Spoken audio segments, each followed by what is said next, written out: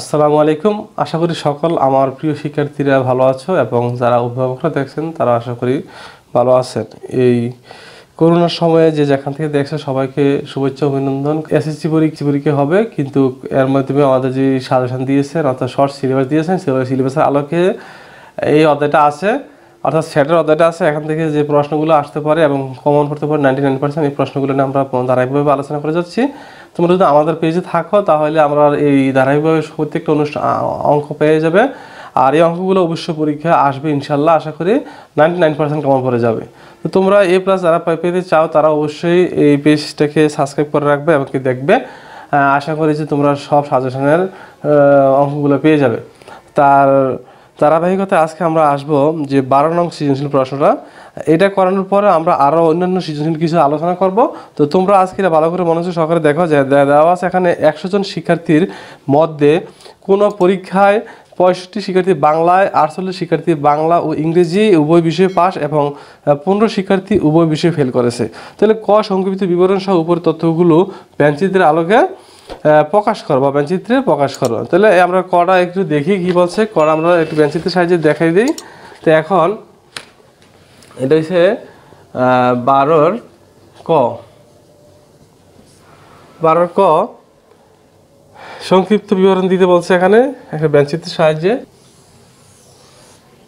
এখানে যেহেতু বলা হয়েছে 100 জন শিক্ষার্থী, 100 জন শিক্ষার্থী বলতে কি বুঝেছি, সার্বিক সেটের সম্পূর্ণটার ভিতরে কি আছে 100 জন শিক্ষার্থী আছে। তার মানে আমরা সার্বিক সেটকে ধরতে পারি কিটা ইউ মানে কত 100 জন। আর এখানে বলেছে যে 65 শিক্ষার্থী বাংলায়। তাহলে আমরা যদি একটাকে বাংলা ধরি, এটাকে বি ধরলাম, বি মানে বাংলা, ই মানে ইংরেজি, দুইটা ধরলাম। এটা কিটা, এটা আমাদের একটা ব্যঞ্চিত্র।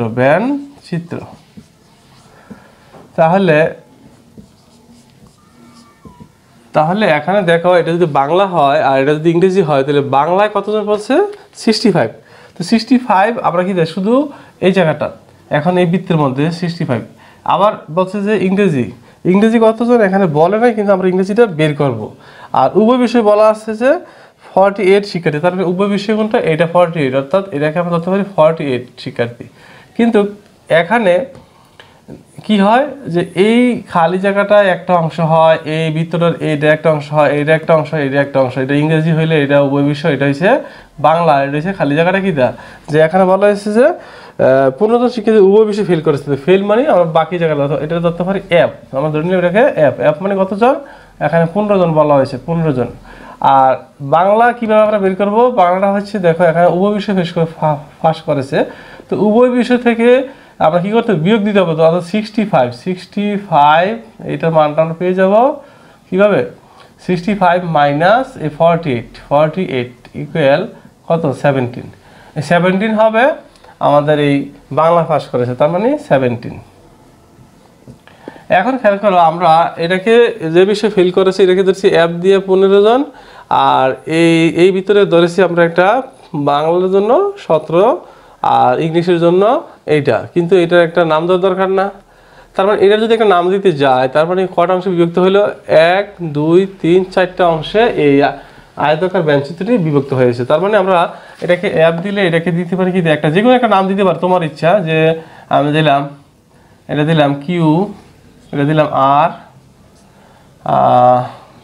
এটা দিলাম তাহলে এস। আমরা এটা মান বের করবো। এখন আমরা 4টা অংশে বিভক্ত করে দিলাম। এখন এগুলোকে বোঝার সুবিধার্থে আমি আরেকটা কাজ করতে পারি যে এখানে এটাকে একটা আমি এরকম ড্র করে দিলাম বাংলা। আর এই যে ভিতরে যে খালি জায়গাটা আছে এটা হচ্ছে আমাদের কিতা উভয় বিষয়। উভয় বলতে কিতা বাংলা এবং ইংরেজি। এবার আসো আমরা কিভাবে এটা বর্ণনা দিতে পারি। এই বর্ণনাটা আমাদের দিতে হবে। ব্যঞ্চিত্রের আয়তাকার ক্ষেত্রটি মনে করি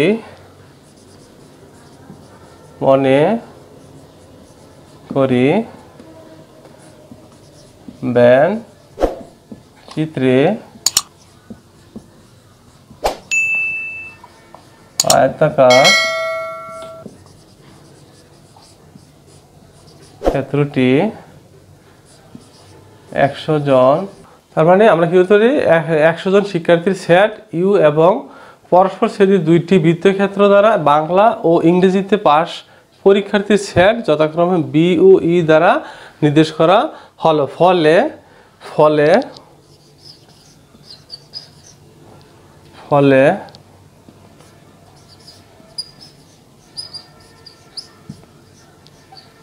বঞ্চিতটি 4টি ক্রমে F Q R এবং S দ্বারা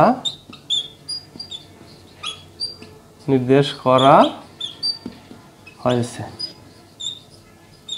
তাই না? তাহলে আমরা পেয়ে গেলাম ক এর বর্ণনা সম্পূর্ণটা, তাই না? ক এর বর্ণনা হবে এটা। তাহলে আমরা আশা করি বুঝতে পেরেছো তোমরা যে এইভাবে বর্ণনা দিতে হবে ক এর জন্য। এরপরে বলছে খ। খ দেওয়া আছে এখানে যে শুধু বাংলা ও ইংরেজিতে পাস করেছে তাদের সংখ্যা নির্ণয় করো। এখানে সমান সমান যে এটা কি বি কাফ ই, অর্থাৎ এখানে আমরা বলতে পারি বি ইন্টারসেকশন সি, অর্থাৎ ইন্টারসেকশন হবে এই জন্য, কমন হবে এই জন্য, দুইটার মধ্যে যে কমন যেটা এটা আসবে এখানে কত, এটা বুঝেছে উভয় বিষয়ে উভয়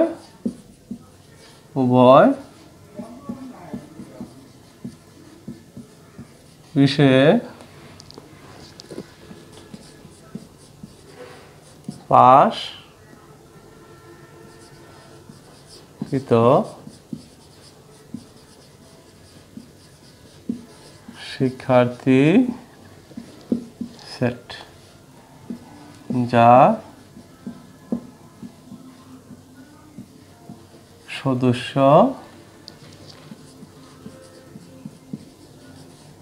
সংখ্যা কত হয় পেয়েছি আমরা 48। এবার এটা কি দা কিউ, কিউ শুধু সদস্য সংখ্যা কত হবে, যে সদস্য সংখ্যা আমরা কি পেয়েছিলাম 65 মাইনাস 48, কারণ উভয় বিষয় যেটা চলে গেছে সেটা বাদ দিয়ে দিতে হবে, তাহলে কত হবে 17, তাই না? 65 মাইনাস ইকুয়াল টু 17। তা আমরা এখানে কি করলাম, উভয় বিষয় যেহেতু চলে গেছে কত 48 জন, অর্থাৎ মোট পরীক্ষার্থী পাস করছে বাংলা এসে 65 জন।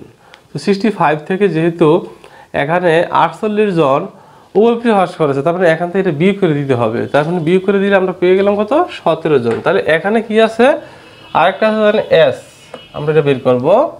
দুইটা মান বের করতে বলছে এখানে, একটা বাংলা একটা ইংরেজি। তাহলে এস ধরছি আমরা কি ইংরেজি, তাহলে এস শুধু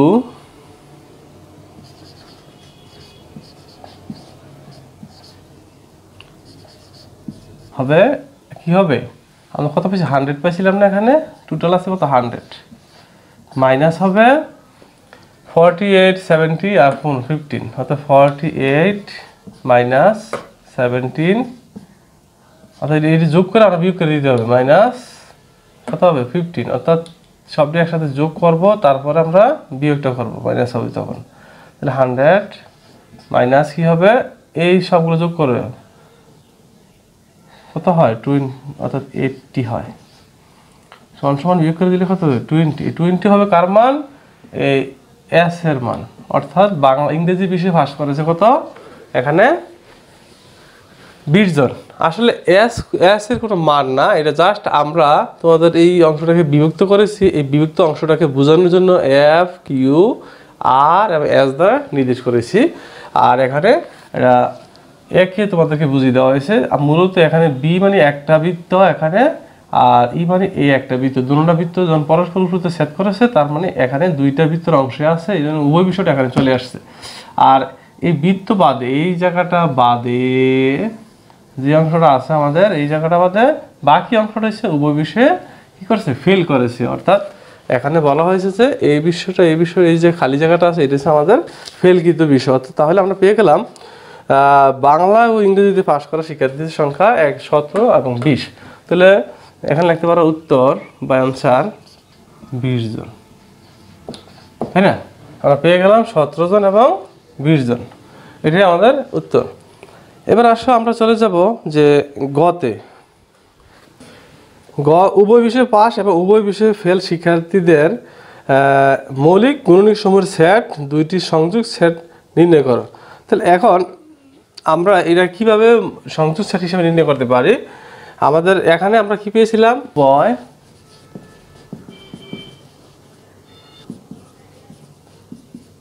বিষয়ে পাস ছিল কতজন? 48। তাহলে উভয় বিষয়ে ফেল ছিল কতজন? 15 জন। তাহলে এগুলো মৌলিক গুণনীয়ক বের করতে হবে, তাই না?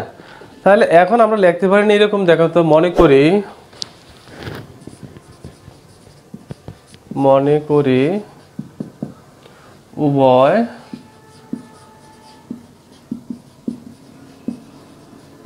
বিষয়ে পাস। তার মানে এখানে উভয় বিষয়ে পাস পরীক্ষার্থীদের মৌলিক গুণনীয়কের সেট হিসেবে কি এ, আমরা ধরে নিলাম আর কি।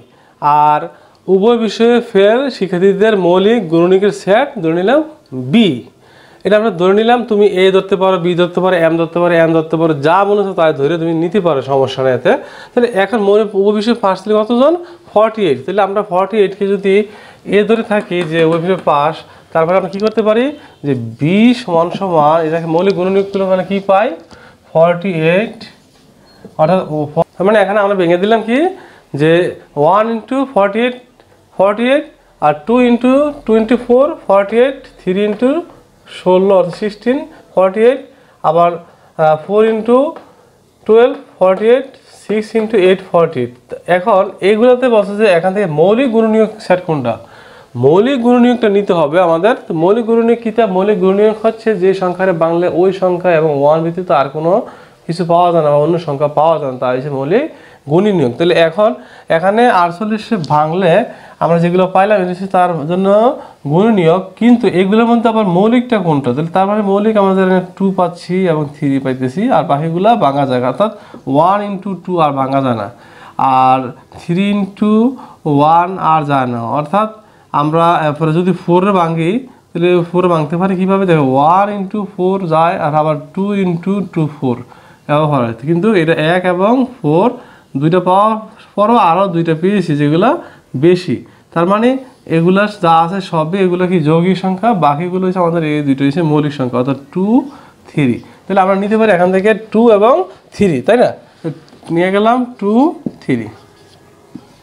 এখন আসে আরেকটা সংখ্যা আছে এখানে যে আমাদের হচ্ছে উভয় বিষয়ে ফেল শিক্ষার্থী কত? 15 জন। তাহলে 15, তো 15 = 1 × 15। আর এখানে আমরা দিতে পারি আর যায় না, 3 × 5 15 5, আর যায় না, যেহেতু তার মানে এখানে মৌলিক গুণনীয়ক কোন বললে এই দুইটা এখানে মৌলিক গুণনীয়ক।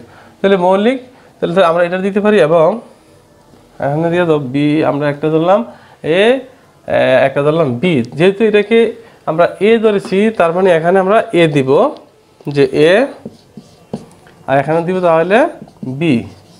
তাহলে এখন তাহলে দেখো যে এর প্রাইস হলো 3 এবং 5। এবার আমরা এখান থেকে কি করতে পারি? দুইটা থেকে সংযোগ সেট। সংযোগ সেটটা কিতে আমাদের আমরা জানি সংযোগ সেট হচ্ছে এ ইউনিয়ন বি, এটাকে বলা হচ্ছে সংযোগ সেট। মানে কমন আনকমন যা আছে সব আসবে, তার মানে এ আছে 2 3, আর বি আছে সব আসবে 2 3 5। 3 দুইবার আছে তার জন্য একবার আসবে, কারণ দুইবার থাকলে একবার আসে। তাহলে এটা হবে এটার জন্য অ্যান্সার। আশা করি তোমরা বুঝতে পেরেছো। কমেন্ট করবে, শেয়ার করবে এবং আমার চ্যানেলকে সাবস্ক্রাইব করবে, যাতে করে তোমাদের গুরুত্বপূর্ণ অঙ্কগুলো আবার দিতে পারি। আমি পরীক্ষা আসে এমন কিছু অঙ্ক আমরা দিতেছি।